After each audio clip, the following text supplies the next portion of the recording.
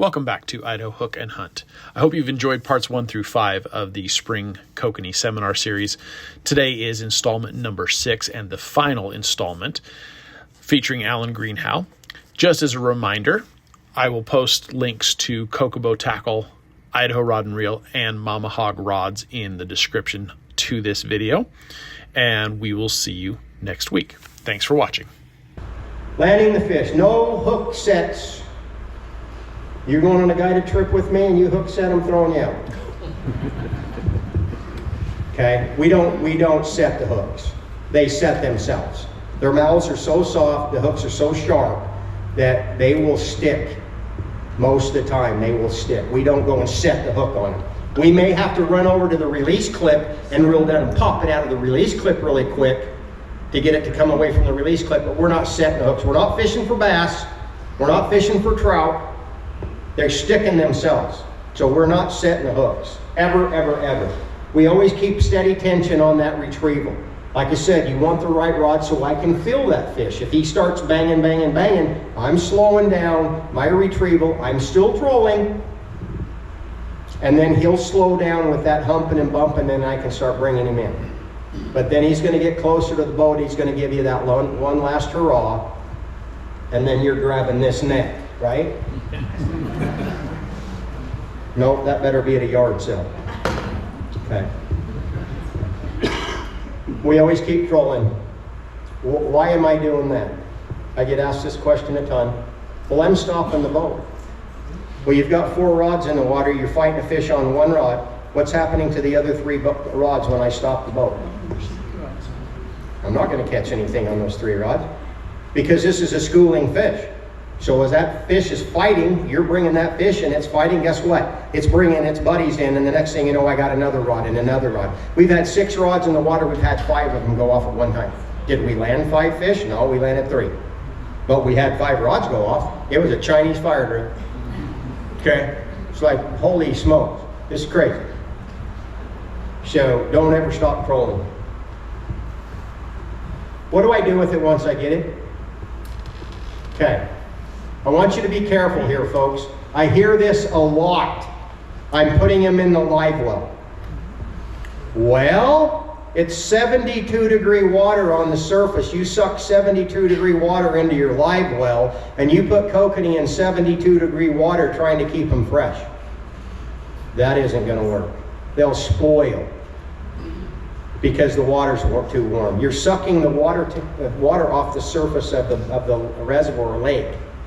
Your fish finder's telling you, or you know, what your temperature is. So you're either going to have to put ice in that water to cool that water down, or you're going to have a cooler with ice in it or ice water in it. Something you can do is you can get a bag of crushed ice, put a cup of crushed rock salt. So get a bag of crushed ice, a cup of rock salt, put the rock salt over the top of the crushed ice, and then fill your cooler up with water. And then you can throw your kokanee into that cold water that has a little bit of salt in it, and your fish will be frozen at the end of the day. You're making ice cream. Yep, you're going to reach in there and your hand will freeze. When you pull that fish out, he's almost going to be solid. That's perfect. Does the salt hurt the fish? Not at all. Not at all. All you're doing is just make it super cold so that fish is staying cold. Kokanee require it staying cold. You can pop them on the head and throw them in the ice water, throw them on ice as long as you pop them on the head. There's been times I've just thrown it in the cooler. They die on their own. I don't have to gill them. So I don't want you to buy into the fact that you have to cut their gills and bleed them or they'll taste awful. We do with coho and with Chinook. But not with a kokanee, we don't. You can, but it doesn't seem to make any difference. All right? So be careful in falling into that trap. I don't have to, and I'm going to jump around just a touch here. I don't have to fish with rubber blue gloves. All right? You're going to see a lot of videos and a lot of guys say, well, you got to have rubber blue gloves on to catch kokanee. I've had motors that have flooded. I'm covered in gasoline. Didn't care, just washed my hands and I went out fishing and I still caught fish with even smelling like gas. So are kokanee so sensitive to the smell of your hands? Not really. But if you're wearing some like if you've got some lotions on or some perfumes on or something that's really stout, we get a little leery of that because of the smells of the lotions or the perfumes. So be careful with that, but we don't wear rubber blue gloves, never have. And caught thousands of kokanee, you don't have to worry about it. But if you want to wear rubber blue gloves, you can. And we still eat bananas on the boat. And we still listen to love music on the boat, and we still do all these things that you say you can't do, we do. You know, my wife has to have a certain music on or we don't catch fish. Well, that's what we do. I have to follow along. Okay, you won't get on my boat with love music. I mean, if you understand what I'm saying, but she like, you know, that's what she like. Okay? So there's just lots of little things that we want to point fingers at of the reason we're not catching fish instead of looking at what we're doing. Okay? So, get these fish, you know, let me stop. When I throw them in the cooler, I am not allowed in the state of Idaho to fillet kokanee on the water. It's illegal. If you want to get a ticket and you don't even know who's out there fishing by you, I got a $280 ticket in 2007 on Arrow Rock Reservoir with 3 guys that were fishing right beside me that were undercover Idaho Fish and Game officers. Okay? I'd caught fish the night before in 2007. You're only allowed to have fish a one day possession limit back in 2007. They've now changed that to where you can have a 3-day possession limit. But back in 2007, it was only 1 day. I didn't know that. So I went out Friday night, caught fish, put them in the cooler. I went out on Saturday, caught fish. They came up to me and said, "How many do you have in the cooler, Alan?" I said, "I don't know, I got about 6 or 7 from the night before." "You can't have that many in the cooler." It's like, what do you mean? It's in the regulations. I didn't know they were fish and game officers, and neither will you. So you're out there filleting your fish on Payette Lake, out on the middle of the lake, and you're going to get a ticket. Or you're going to get a ticket in any of these reservoirs. I'll guarantee it, they're going to get you. You may get away with it once or twice, but it'll happen. Don't go where I went. It cost me $280. Okay? So I learned my lesson. But now they've changed that regulation to where they owe me back $280. Because what they're allowing me to do today, back then I couldn't do. Okay. We can smoke, grill, and can them. I mean, if any of you want to know how to can fish, please call me. I can give you recipes on how to can fish. We do a lot of canning because it preserves them for quite a long time. Try to eat your fish in a freezer in about 6 months. Even if you take and put them, you know, lock them in water or put them in seal pack bags, around that 6-month time is about the time you should try to get rid of them. They start taking on a little bit of a really stouter taste after some time. All right. I talked to you a little bit about the rules. Lucky Peak, Arrow Rock, 6 kokanee, 6 trout. Okay? Different aggregates. I can have 6 trout, 6 kokanee. If I drive to Anderson, I can have 15 kokanee and 6 trout per day, up to 3 days. So if I spend 3 days and I spend the nights up there for 3 days, I can come home from Anderson with 45 kokanee. If I spend 3 days on Arrow Rock, I can come home with 18. Same with Lucky Peak, 18, because it's 6. If I go to Deadwood, it's only 6 kokanee now, 6 trout. If I drive up to Dvorak Reservoir in Orofino, I can have 25 kokanee a day. I could come home with 75. All right, so the regulations are different on different bodies of water. So get familiar with your regulations on where you're going so you know what am I allowed to have up here. Okay, so you don't get yourself in trouble.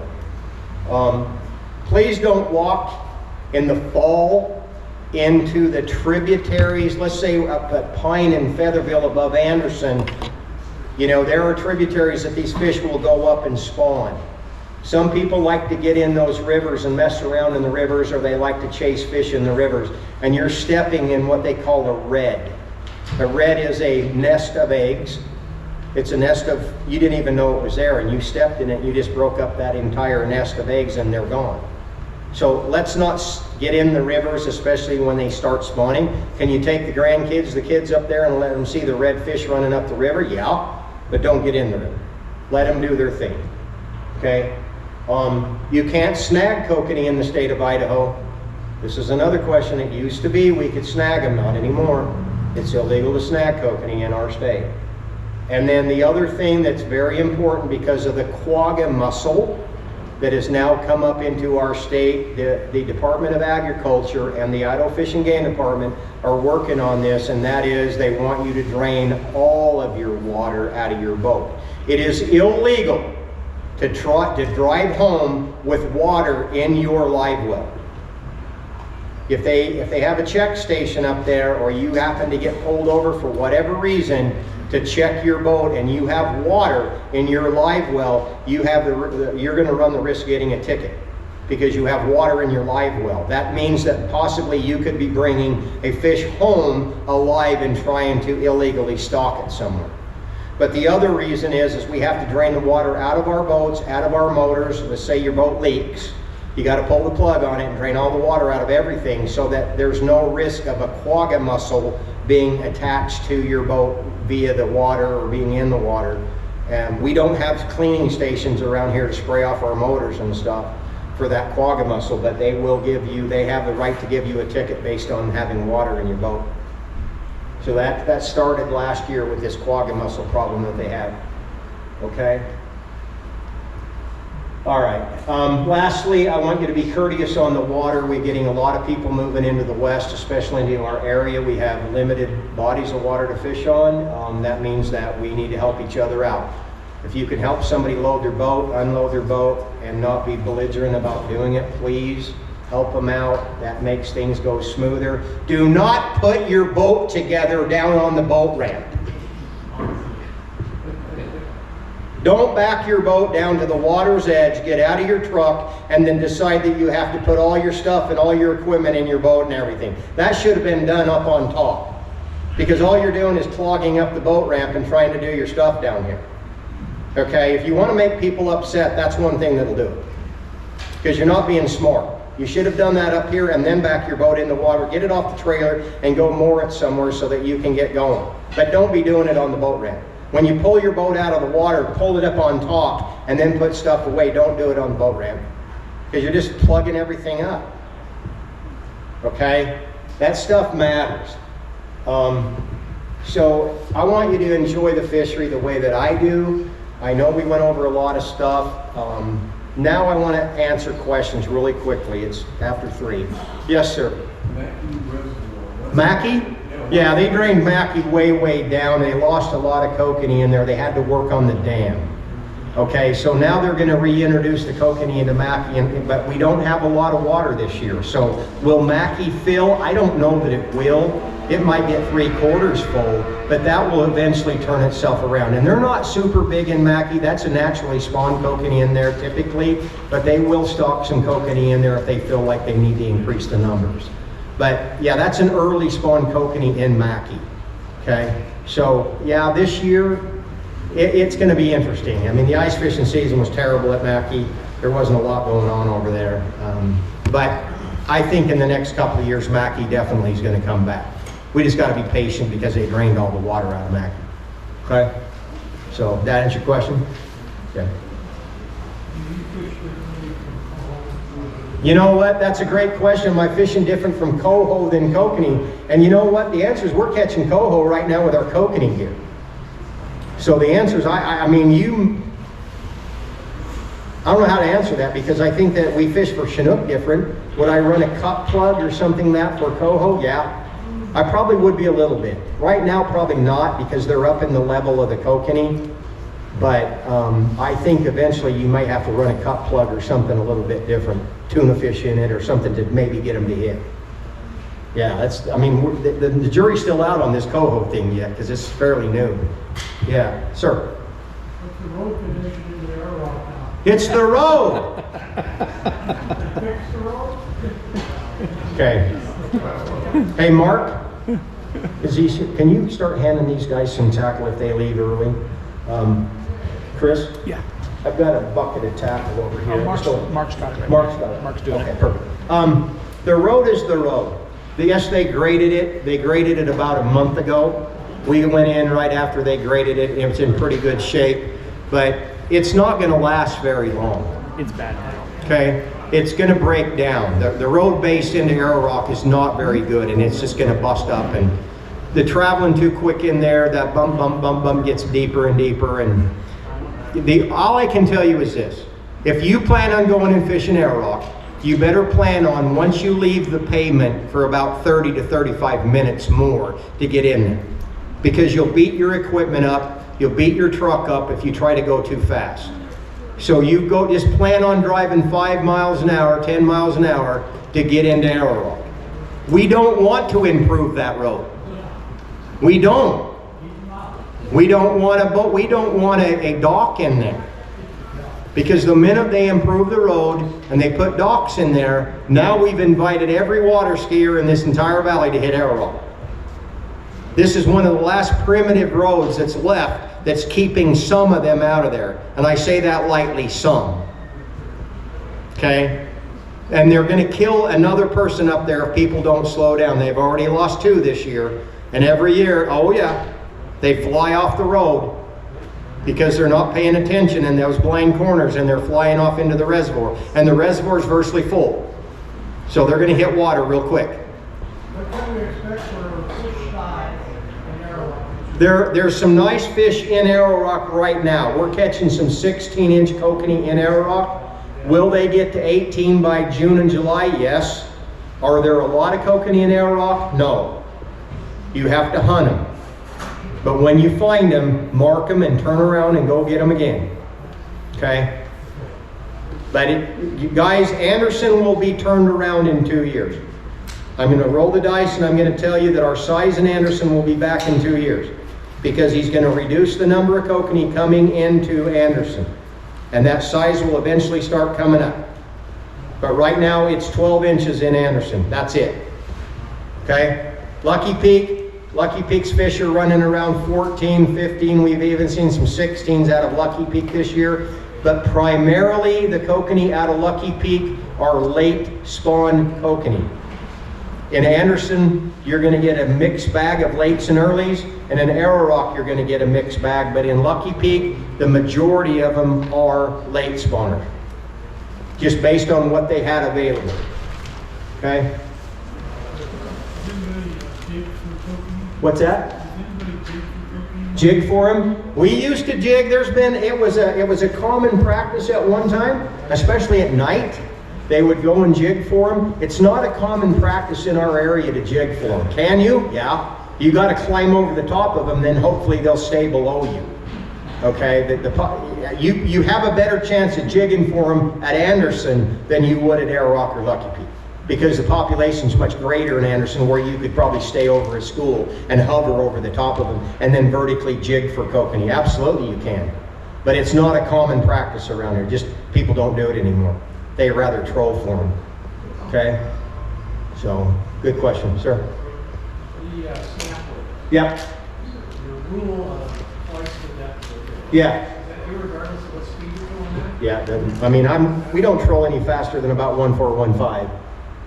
So if I'm getting up faster, yeah, we would probably have to go even deeper if I'm going faster, because it starts to elevate. Yep. Pay attention if you get a hit. Okay, then we're probably about the right depth. Play with that a little bit. It's not an absolute, but it's like the color situation, folks. There's not an absolute in color. I don't care what anybody says. They may try to make you believe that, but that is not the truth. You got to find out what it is today they want. And they change, don't they, Chris? Oh yeah. Yep. Another question. For zooplankton, move up and down the water column. Yep. Depending on the sun. Yep. Zooplankton doesn't like the sun. It likes to go down. Okay? But in the colder temperatures, it likes to stay up here because it likes to eat. It's eating phytoplankton. Okay? But in the summertime, you'll start seeing phytoplankton, or the zooplankton will be up here, and then it starts dropping throughout the day. And then you've got to kind of go down with them. So early in the morning, start fishing the surface. As the sun gets higher in the sky during the summertime, you're going to start going down. You'll start seeing the fish start dropping. But in the morning, it'll be elevated. Okay? Other questions? Good question. Feel free. Mark's here, Chris is here to answer questions. I'll answer questions. They have another giveaway. I've got free tackle for you to grab before you leave. Mark's over there to hand you out some stuff. I want to say thanks for coming. Thank you for coming. I appreciate it.